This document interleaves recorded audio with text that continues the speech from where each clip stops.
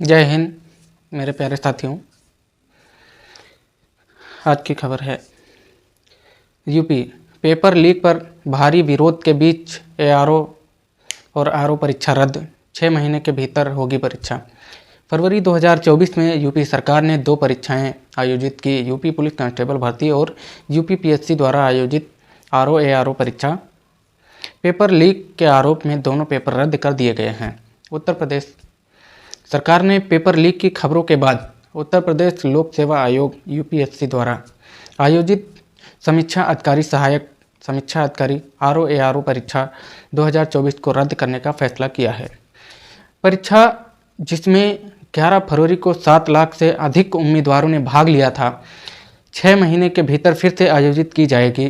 प्रश्न पत्रों के कथित लीक के खिलाफ सिविल सेवा अभ्यर्थियों के चल रहे विरोध प्रदर्शन के बीच यह घटनाक्रम सामने आया है।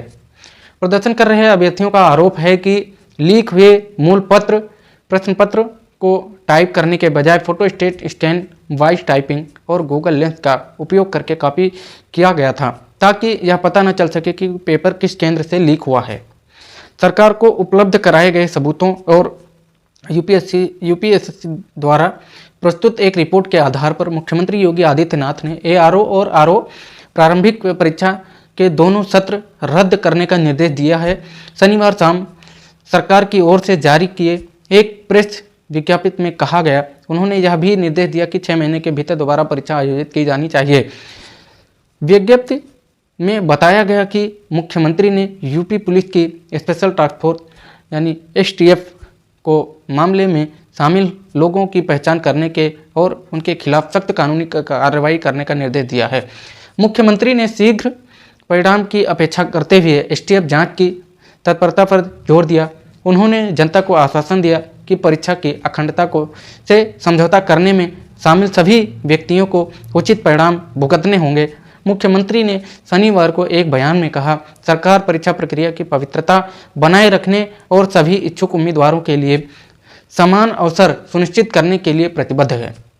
आरओ एआरओ परीक्षा रद्द होने की खबर मिलते ही 11 फरवरी से आंदोलन कर रहे छात्रों ने धरना स्थल पर जश्न मनाया, मिठाई बांटी। छात्रों ने कहा कि अभ्यर्थियों के आंदोलन के आगे सरकार को झुकना पड़ा। एक प्रदर्शनकारी उम्मीदवार अभिषेक शुक्ला ने कहा, यह प्रदर्शनकारी छात्रों और उम्मीदवारों के लिए एक बड़ी जीत है, विशेष रूप से पूर्व आईपीएस भारतीय पुलिस सेवा अधिकारी और आज़ाद अधिकार सेना के राष्ट्रीय अध्यक्ष अमिताभ ठाकुर ने प्रदर्शनकारी उम्मीदवारों का समर्थन किया और सबूतों के बाद अदालत का दरवाजा खटखटाया। 11 फरवरी को 58 जिलों के 2387 केंद्रों पर हुई परीक्षा में 411 रिक्तियों को भरने के लिए कुल पंजीकृत 10,76,000 उम्मीदवारों में से 64% ने भाग लिया था। कथित पेपर लीक की खबर सामने आने के तुरंत बाद राज्य भर के उम्मीदवारों ने यूपीएससी के खिलाफ विरोध प्रदर्शन शुरू कर दिया था। अभ्यर्थियों ने प्रयागराज जिले के सिविल लाइंस के पथार गिरजा घर पर धरना प्रदर्शन शुरू कर दिया और पेपर लीक मामले की केंद्रीय जांच ब्यूरो सीबीआई से जांच कराने की मांग की। अभ्यर्थी परीक्षा रद्द करने की मांग पर कर रहे थे। ऐसी शिकायतें थी कि परीक्षा पत्र के कुछ प्रश्न पहले कथित तौर पर सोशल मीडिया पर साझा किए गए थे। आरोपों के जवाब में यूपीएससी ने उम्मीदवारों से 2 मार्च तक आरओ एआरओ 2023 info.com पर पेपर लीक के सबूत भेजने के लिए कहा। सरकार ने पेपर लीक के आरोपों की जांच भी शुरू कर दी है। छात्रों को 27 फरवरी तक साक्ष्य भेजने के लिए कहा गया है। विरोध प्रदर्शन ने सोमवार को प्रयागराज में एक बदसूरत रूप ले लिया, जब उम्मीदवारों ने एक समूह ने यूपीएससी कार्यालय के बाहर विरोध प्रदर्शन करने की कोशिश की तो पुलिस ने उम्मीदवारों का पीछा किया, लात मारी, लाठीचार्ज किया, जैसा कि न्यूज़ क्लिक ने पहले रिपोर्ट किया था। इससे पहले सरकार ने पुलिस कांस्टेबल परीक्षा रद्द करने का आदेश दिया था, जबकि 17 और 18 फरवरी को भी पेपर लीक हो गया था। इस मामले की जांच भी एसटीएफ कर रही है। नवंबर 2021 में पेपर लीक के आरोप में यूपीटीईटी परीक्षा रद्द कर दी गई थी। विपक्षी समाजवादी पार्टी सपा और कांग्रेस सहित राजनीतिक दलों ने सरकारी नौकरियों का लालच देकर छात्रों के भविष्य के साथ खिलवाड़ करने के लिए सत्तारूढ़ भारतीय जनता पार्टी भाजपा पर कड़ी आलोचना की। उन्होंने बीजेपी से आत्ममंथन करने को कहा। यूपी में एक के बाद सभी बड़ी परीक्षाओं के प्रश्न पत्र क्यों लीक हो रहे हैं? युवाओं को मोदी का अनूठा टास्क मिला है। सेल्फी खींचो, एप्पल ऐप में डाल तमाशा देखो। सेल्फी खींचो ऐप में तमाशा देखो वाले अपने भाषण में वे ऐसा बीएचयू के जघन्य अपराध कुछ भी नहीं बोले, बोलते भी कैसे? भाजपा सुप्रीमो युग पुरुष मोदी जी की सबसे बड़ी खासियत यह है कि देश की जनता जब उनसे प्रधानमंत्री जिस रूप में शायद ही कभी रहे हों के नाते खेत के बारे में कुछ जानना चाहती थी, तब खेत खलिहान की बात कर रहे थे। जब जमीन पर धधकती आग के बारे में कुछ सुनना चाहती थी तो वो आसमान की बात कर रहे थे। जब सवाल हिंदुस्तान के होते हैं तब वे पाकिस्तान की बात करते हैं।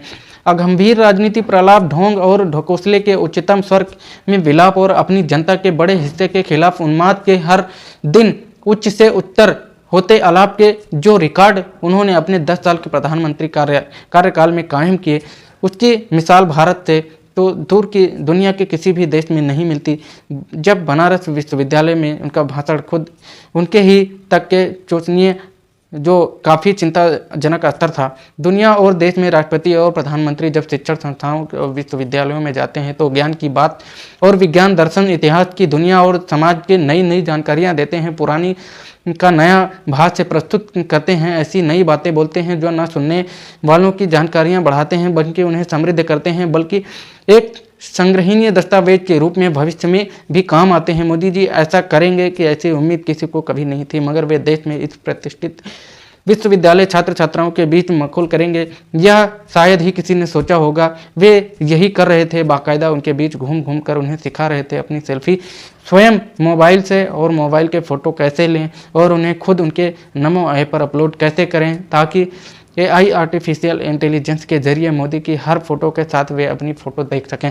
जिस विश्वविद्यालय ने इंजीनियरिंग और चिकित्सा, दर्शन और साहित्य सहित विधा में देश के अनेक विद्वान व्यक्ति दिए थे, उनके विद्यार्थियों को बनारस का गाइड बनने का कौशल विकसित करने की सलाह दे रहे थे, उन्हें हर संभव का जाप करना सिखा रहे थे। ये कलाकारियों के BHU में सिखा रहे थे।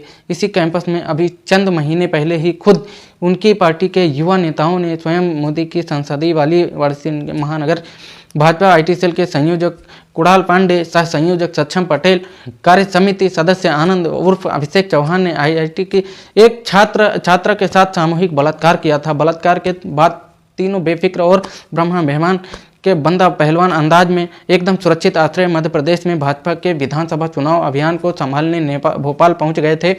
बलात्कार पीड़िता और उसके परिजनों की ही नहीं, समाज के सभी लोगों की भी उम्मीद रही होगी कि इस जघन्य कांड की जगह बोलते हुए इस क्षेत्र का सांसद, देश के प्रधानमंत्री हैं, इसी निंदा भत्सना का साहस भले ना जुटा पाए मगर पीड़िता के प्रति संवेदना तो जताएगा ही, लड़कों के ऐसे आचरण से दूर रहने की सलाह तो देगा, मगर सेल्फी खींचो ऐप में डाल तमाशा देखो वाले ऐसे भाषण वे ऐसा कुछ भी नहीं बोलते भी कैसे? बनारस यूपी के हैं जो चिन्मयानंद से लेकर कुलदीप सिंह जैसे बलात्कारी उन्हीं की पार्टी के शीर्ष नेताओं के बीच में जेल से ज्यादा पैरोल पर गुरमीत रहीम जैसे दल के अंतरंगों में से हैं। बोलने को तो उन युवाओं पर भी नहीं बोले जिनकी बस्तियों की हजार भीड़ से ठीक इसी दिन यूपी के सारे रेलवे स्टेशन पटे हुए थे। वे युवा थे जो खूब तैयारी करके आवेदन शुल्क के नाम पर सरकारी खजाने के करोड़ों रुपए जमा करके मात्र 7,000 पुलिस आरक्षकों की नौकरियों के लिए आधा करोड़ की संख्या में उन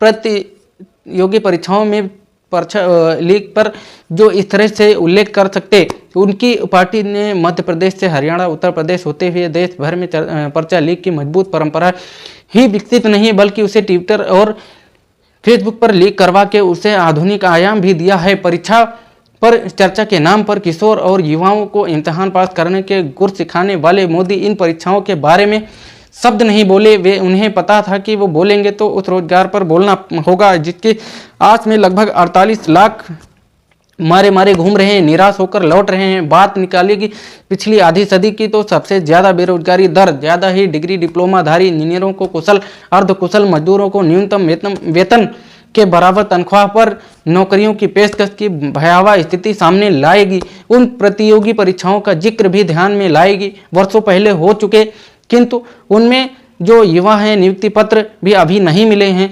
तस्वीर दो रुख है और जो गमे जहाँ है, इश्क नक्श चुका दिखाना है, असली नक्श छुपाना है और नकली दिखाना है। तो उससे लिए स्वांग रचाना ही होता है, क्रोध का प्रबंधन करने और उसे धकेलना ही होता है। काम बनारस में मोदी कर रहे थे जब प्रसिद्ध प्रशिक्षण में मंच को अपनी सतही राजनीति नुक्कड़ सभा के मंच में बदलते हुए अपने विरोधी दल के नेता के भाषण में संदर्भ काट कर रखते और उसके खिलाफ छात्र छात्राओं को भड़का रहे थे। राहुल गांधी ने बनारस के युवाओं को नशेड़ी कहकर मेरी काशी मेरी यूपी युवाओं को अपमान किया है का आरोप लगाते हुए उनमें उन्माद पैदा कर रहे थे। संदर्भ काटकर बातों को रखना और उनके आधार पर निष्कर्ष थोपना, उन्हें बार बार दोहराकर चीख चीख कर कहना, बजा कर लोगों के बीच नफरत रोपने को जो लोगों के मोदी की वास्तुकला कहा जाता है, उसकी खास पहचान ऐसा बार बार लगातार करते रहते हैं।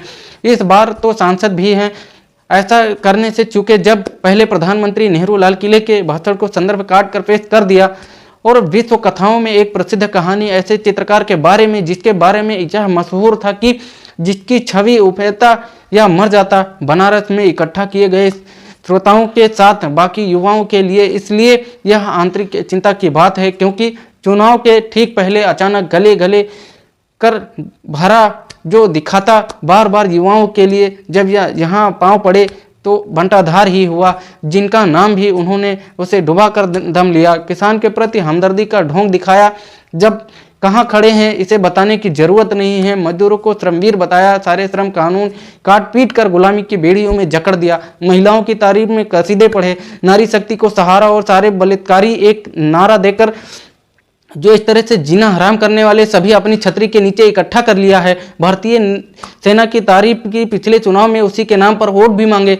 मगर पहली फुर्सत में ही अग्निवीर की योजना लाकर उसके वाट लगाने से नहीं चुके। जब ये आते गए तब गांठ न दे भूसी बातों को खुशी से दस्ता हासिल करने के लिए अनवरत रियाज करने वाले मोदी कहावतों को झाड़ पोछ कर बदल कर अपने लायक बनाया।